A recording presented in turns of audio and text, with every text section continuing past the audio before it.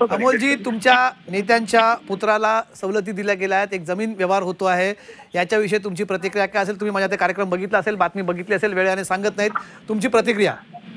नाही, मी आता काही अमेरिकेत किंवा न्यूझीलंड, न्यूयॉर्क वगैरेला नाही आहे. मी इथेच आहे महाराष्ट्रामध्ये. विषय भरकट होऊ नका, जिथे असाल तिथून प्रतिक्रिया द्या. हो ना, नाही अमेरिकेतून चंद्रावर बोलणाऱ्या लोकांना सांगतो ना. आता मी तेवढे शब्द ऐकले, आणून पाडलं पाहिजे, अजित पवारांनी राजीनामा दिला पाहिजे. मुळामध्ये नमस्ते, हे प्रकरण नेमकं काय आहे हे आता झी24 तासच्या चॅनलवर आता सुरू आहे. त्याचे नेमके काय वस्तुस्थिती आहे, त्या महारत्नाची जमीन काय, याबद्दल मला अद्यापही माहीत नाही. पण जर याच्यामध्ये कोणी कसूरवार असेल, जर याच्यामध्ये कोणी दोषी असेल, तर अजितदादा त्याकरता समर्थ आहेत. ते पार्थ पवारांना, अजितदादांना जाणीवपूर्वक या निवडणुकीच्या तोंडावर काही लोकांकडून बदनाम करण्याचं षडयंत्र आहे का, हे पण आपण तपासलं पाहिजे. पण आता तुम्ही लावून धरलाय मुद्दा, त्याची सत्यता काय ते येऊ द्या, त्यानंतर आम्ही बोलू. अमोलजी, आम्ही कलेक्टर म्हणतात, खुद्द जिल्हाधिकारी म्हणतात की सरकारची जमीन आहे, त्याची विक्री झाली आहे, त्याच्या विक्रीचे कागदपत्र आहेत, दस्त नोंदणी त्याची आहे. मला पूर्ण माहिती, कमलेशजी, या प्रकरणाची मला पूर्ण माहिती नाही आहे.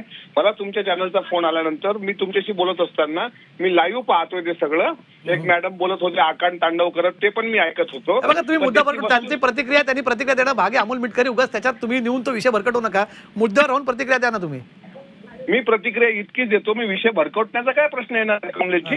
मी तुम्हाला प्रतिक्रिया देताना एवढं सांगतो की मला तो विषय माहित नाही. ज्यावेळेस तो पूर्ण विषय मला माहित होईल त्यावेळेस तुमच्या चॅनलवर मी योग्य प्रतिक्रिया देईल.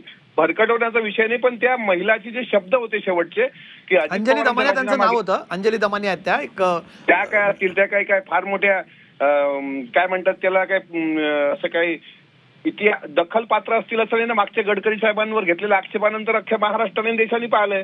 त्यांना तसंच नेहमी बोलायची सवय असते. त्या काय फार मोठ्या काय, तुम्हीच घ्या नाव त्यांचं, पण त्यांचे मी शब्द ज्यांचे ऐकले त्यांच्याबद्दल मी इतकं म्हणतो की त्यांना लखलाप त्यांचं काय बोलणं असेल ते.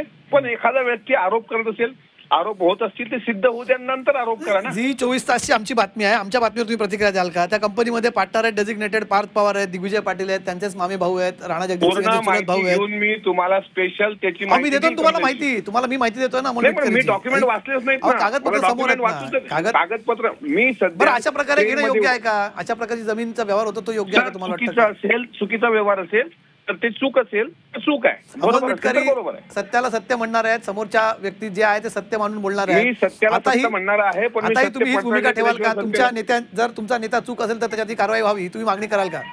चूक असेल तर कोणावरही कारवाई झालीच पाहिजे. गडकरी साहेब जर चूक होते, दमानियाबाईंनी यावेळेस आरोप केले, त्यांच्यावर पण कारवाई व्हायला पाहिजे होती. मागच्या काळात त्यांनी केलेले आरोप कुठे गेले? आता याच्यावर बोलूया ना आपण, अमेडियाबद्दल बोलूया, पुण्यातल्या या जमीन व्यवहाराबद्दल बोलूया. पुण्याच्या जमीन व्यवहाराची मला पूर्ण माहिती घेऊ द्या कमलेशजी, त्यानंतरच मी बोलेल. जे चूक असेल तर स्पष्टपणे चूक म्हणेल, पण चूक नसेल तर स्पष्टपणे सांगेल की फसवल्या गेलंय. ठीक आहे, ठीक आहे, ठीक आहे. धन्यवाद, धन्यवाद तुमचं.